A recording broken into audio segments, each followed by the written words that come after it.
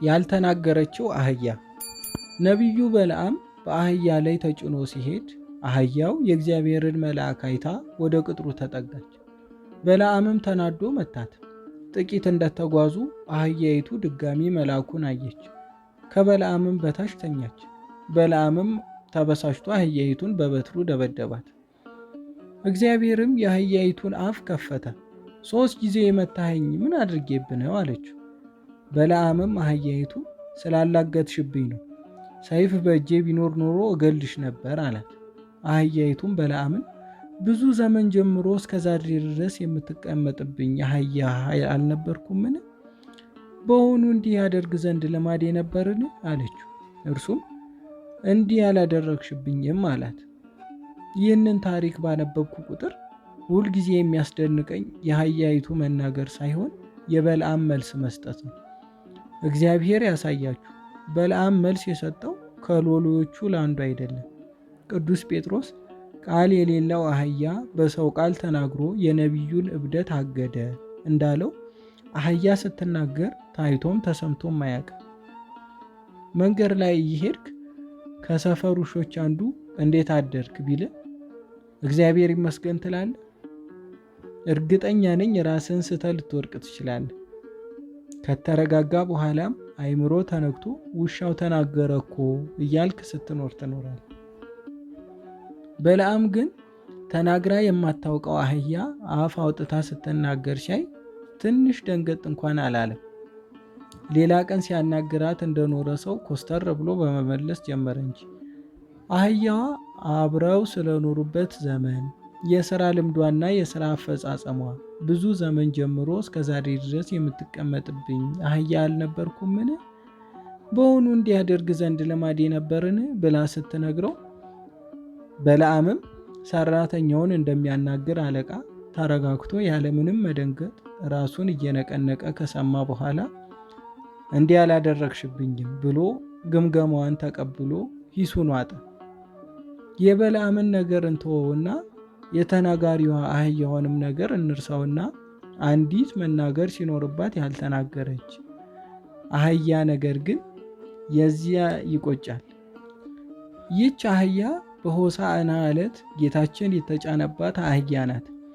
ይህች አህያ እንደ በለዓም አህያ ጌታዋ በበትሩ የሚደበድባት ሳይሆን ለጌታ ያስፈልጉታል ብሎ ከነ ልጇ ያስፈታት አህያ ናት። የእርሷ ጌታ በተኛበት የሚቀጠቅጣት ሳይሆን እግሯን በመሬት እንዳይረግጥ ጌታዋ ያስነጠፈላት አህያ ናት።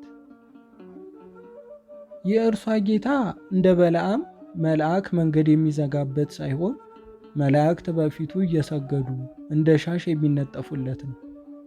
የበለዓምን አህያ አንደበት የከፈተ ጌታ ምን ነው የዚችን አህያ አንደበት በከፈተው ኖሮ ስንት ነገር በተናገረች ነበር።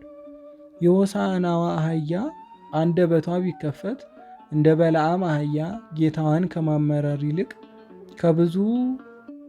ከብዙ ሕዝብ ጋር አብራ ትዘምር ነበር።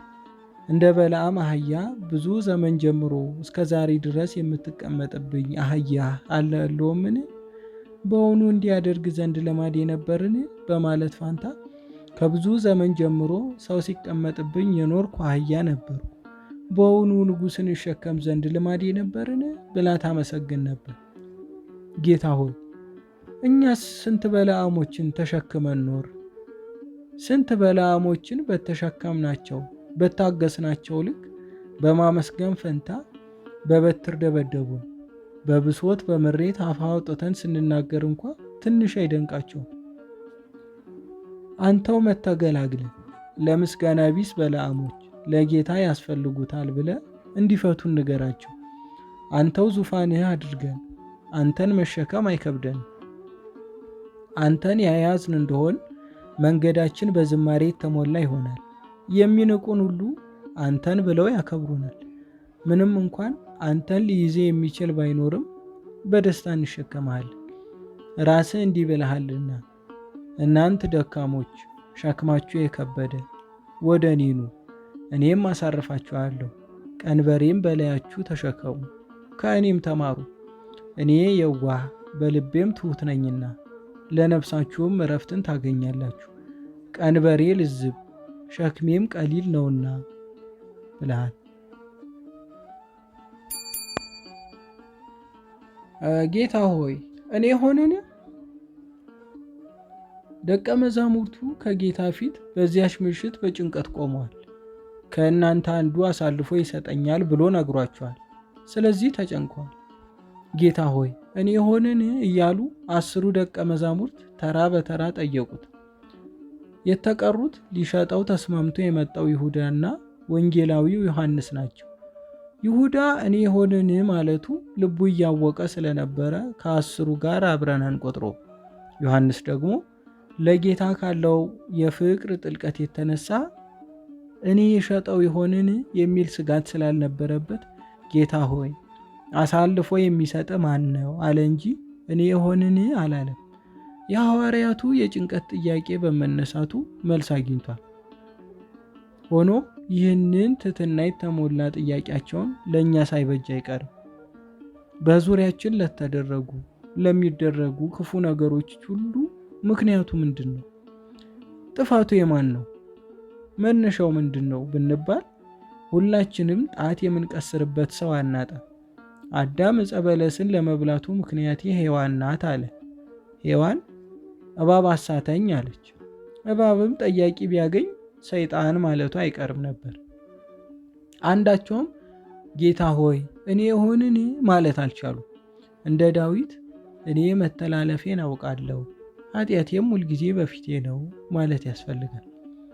ለሚሆኑ ነገሮች ሁሉ የምንከሰው ሰው አናጣም። መፍትሄው ግን ራስን ማየት ነው። እስመ አዕይንቲሁ ለጠቢብ ዲበ ርእሱ፣ የጠቢብ ዓይኖቹ በራሱ ላይ ናቸው እንዲል። ቅዱሳን በምንም ነገር ራሳቸውን ይወቅሱ ነበር። በገድላቸው ብዛት በሚጸልዩበት ስፍራ ዶፍ ዝናብ እየወረደ ሳለ እርሳቸው እንዳይነካቸው በቆሙበት ስፍራ እንዳይዘንብ ያደረገላቸው ዳግማዊው ኤልያስ፣ ጻድቁ አቡነ ገብረ መንፈስ ቅዱስን ያሉትን እናስታውስ። በቆሙበት ስፍራ ዝናብ እየዘነበ ሲያዩ ይችን መሬት በኃጢአቴ ዝናብ አስከለከልኳት ነበር ያሉት። ጌታ ሆይ እኔ የሆንን ማለት ይህም አይደለምን? የሙሴ ወንድም አሮን በእስራኤል ግፊት ጣዖት ሰራ። ከወርቅ አቅልጦ ጥጃ አምላክ አድርጎ ሰራላቸው። ከሰራ በኋላ መስዋዕት ለጣዖት አቀረበ። ሙሴ መጥቶ ሲቆጣ ሲያይ ግን አሮን ፈራና በሕዝቡ አሳበበ። የራሱን ድርሻ በተመለከተ ግን እንዲህ አለ፣ ወርቅ ሰጡኝ፣ በእሳት ላይ ጣልኩት፣ ይህ ጥጃ ወጣ። ራሱ ከእጃቸው ተቀብሎ በመቅለጫ ቀርጾ የሰራውን ጣዖት ስጥለው ጥጃ ሆነ አለ። ራሱ ሕዝቡን ስድ ለቋቸው የነበረ በመሆኑ ጌታ ሆይ እኔ የሆንን ብሎ ራሱን ሊከስ ይጠበቅበት ነበር። በትምህርት ቤት ሕይወታችን የማይረሱ ቀናት ግሬድ የሚለጠፍባቸው ቀናት ናቸው። ከብዙ የመታወቂያ ቁጥር መካከል ውጤቱን ያየ ተማሪ በዚያ የትምህርት አይነት ኤ እንዳገኘ ሲያውቅ ለጓደኞቹ ኤ ያገኘው እኮ ይላል። በተቃራኒው ኤፍ ያገኘ ከሆነ ኤፍ ሰጠኝ ይላል እንጂ ኤፍ አገኘው አይልም። ኤ ከሆነ ያገኘው ተማሪው ነው። ኤፍ ከሆነ ግን በድክመት ያገኘው ከማለት ይልቅ ጥፋቱ በመምህሩ ይሆናል። ነገሩን አልኩ እንጂ ሀገር ሰላም ብሎ የቆመ በር ጋር ስንጋጭም በሩ መታኝ እንጂ መታሁት አይልም። እናም በሕይወታችን ለሆኑትና ለሚሆኑት ነገሮች ጌታ ሆይ እኔ የሆንን ማለት ትልቅ ጸሎት ነው። ጌታ ሆይ ለሀገራችን መበጥበጥ፣ ለሕዝባችን ስደቱ ምክንያቱ ምንድን ነው? እኔ የሆንን? በእኔ ኃጢአት ይሆን?